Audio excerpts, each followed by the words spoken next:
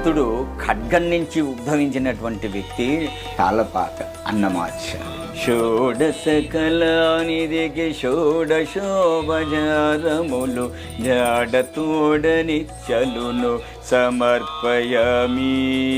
తాళపాక గ్రామంలో అన్నమాచార్యులు 1408లో జన్మించి 1503లో పరమపదించిన అమరేన శ్రీ వెంకటాద్రి మీద దేవునకు తమితో ప్రదక్షిణాలు దండములు ఇవిగో.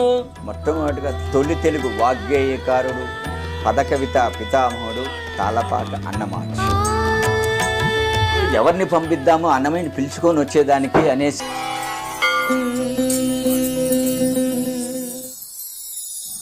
నమస్కారం.